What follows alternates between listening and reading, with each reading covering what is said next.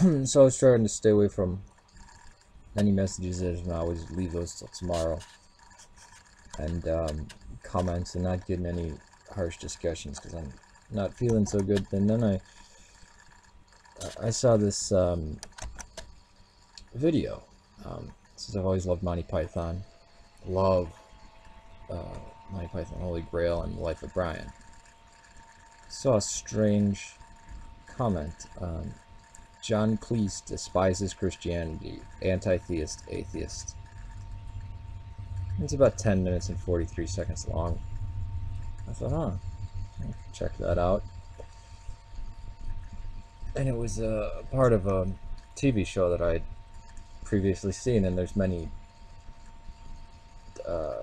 people on YouTube have the full one of this, or John Cleese is discussing, with Terry Gilliam, and there's two, is discussing, I don't know, Michael Palin, that was Michael Palin, is discussing the Life of Brian, and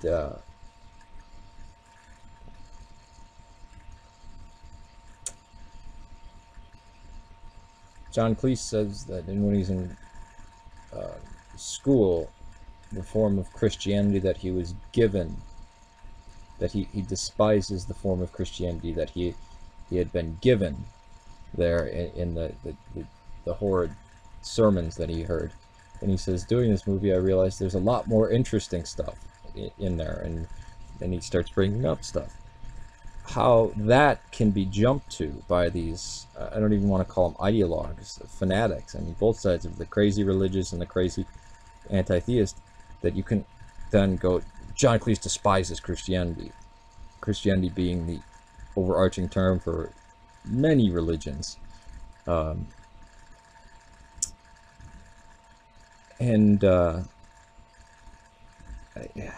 This is what the fanatical zealots do. They will,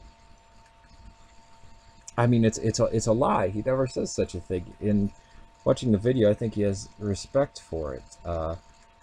Now, it gets worse in the comments.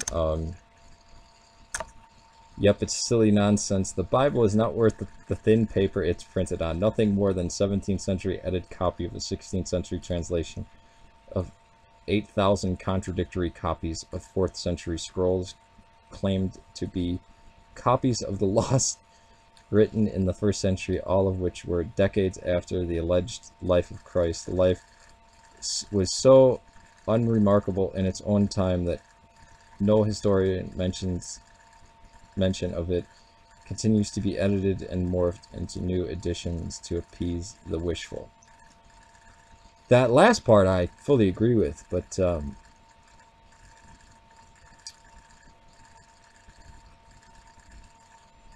when you hold the texts that make up the codicy of the modern Western Bible, and you hold that up as an idol, saying this is the Word of God, it's infallible and inerrant.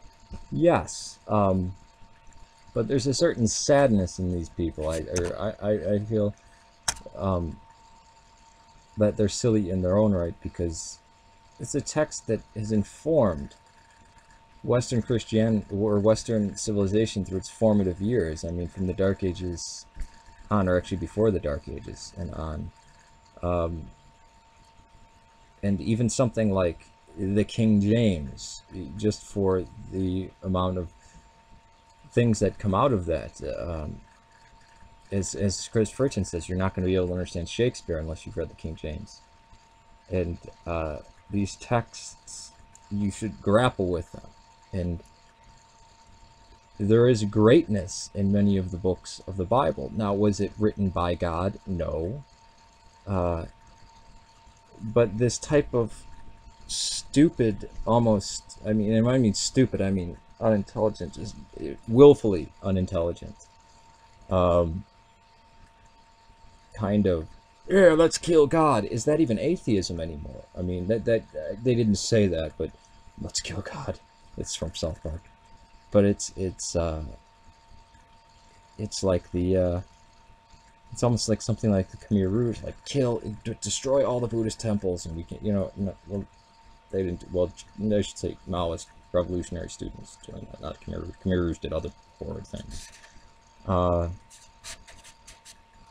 wow, I mean, it's sad when skeptics get as dishonest as the zealots in religion and can't be adults about things. I mean, one thing that people should take pride in is holding their dignity and their honesty, and not ceding any ground in that way.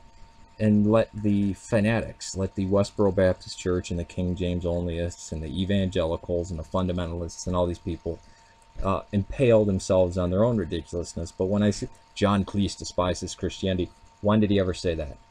Antitheist, atheist. How can that be extracted from this clip?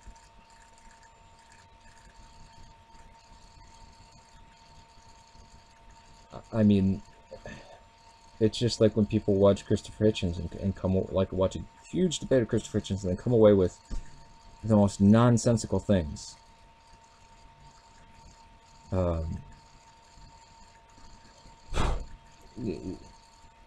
You would not be able to understand history if you knew nothing about Christianity. You wouldn't be able to understand Western history. You wouldn't be able to comprehend the contemporary Middle East without having an understanding of Islam. And in both of those things, you should be informed about Judaism as well. Knowledge is power.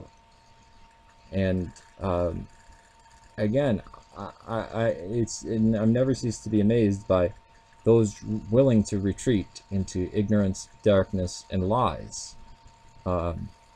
Something that I had only thought that the very crazy zealots, religious fanatics, would do. Or that the idea that there are Christians that refuse to grapple with the text of the New Testament.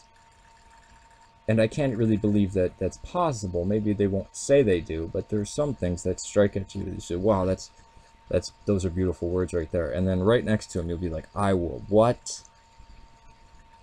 That I will never, that's repugnant to me. Which is more respect paid to the Bible. I think I have a higher view of the Bible than anybody who claims that it's, that it's the Word of God. But it irritates me when people, in the name of skepticism or atheism or skeptical atheism, will be as disingenuous and as screwy as the fanatics. And I urge anybody not to be like that. Let the fanatics and the zealots impale themselves. Let them be the liars. But no, there's a new. I mean, it's really pushing people to the point where I guess it would taint this if I say anything, but I know others who say they won't take the mantle of atheists because it's gotten to be where there's too many petty people who have taken that. I mean, Noel Plum did a good job. He still calls himself an atheist, but it was at one point with Bionic Dance and Beelzebub, the generic God killer, that he said there might be a time fast approaching where I will no longer call myself an atheist. Something which I've happily done for so and so many years. But it never ceases to amaze me, those people who say they're anti-theists or atheists or skeptics cede ground to the zealots or to the religious argument by acting just like them. That's my greatest criticism of the Beelzebubs and the Bionic Dances, is that they have now become the KJV onlyists of atheism, which should infuriate anybody's sensibilities who actually has any appreciation for atheism, which I certainly do. Well, I probably shouldn't have said that in this video, because I don't want to come out and say, well, I'm an atheist, or I'm a Muslim, or I'm a this, or I'm a that. That's why I'm a... No, because then the zealots will be like, oh, you said this word, then I disagree with you.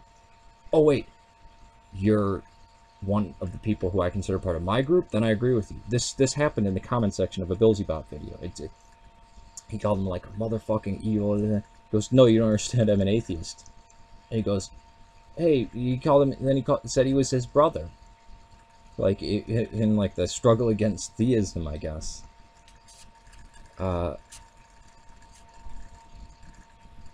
Isn't the grouping people just because of their labels, or labels that they have attached themselves or were put on them?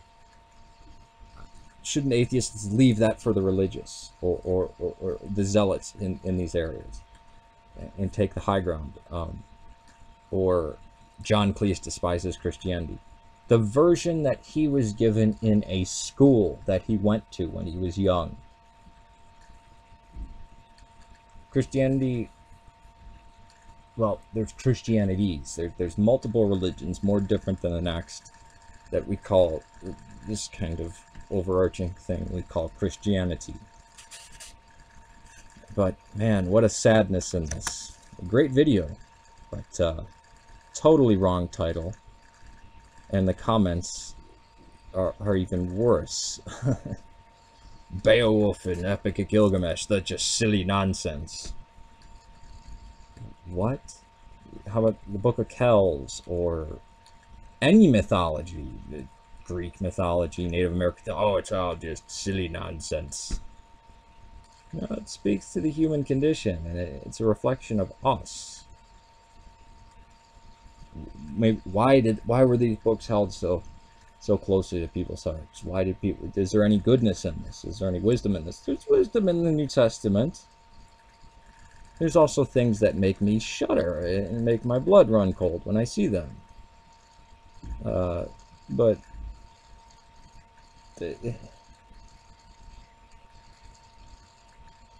I don't understand the idea of being just as sectarian as a King James onlyist.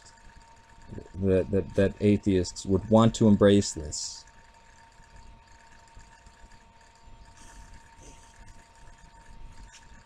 Yeah, I have the flag of Illinois. I don't know. I have a picture of a unicorn, a painting, and I have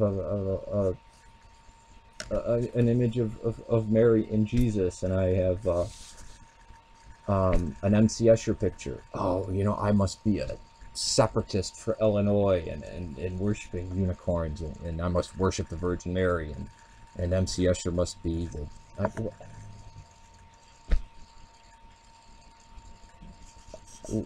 how does it get this bad? I'm going to ask the question to the two people.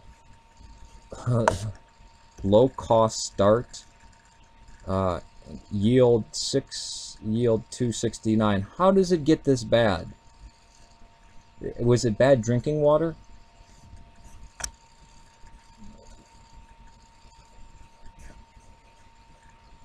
Why discredit yourself in such a way when you probably have something interesting to say?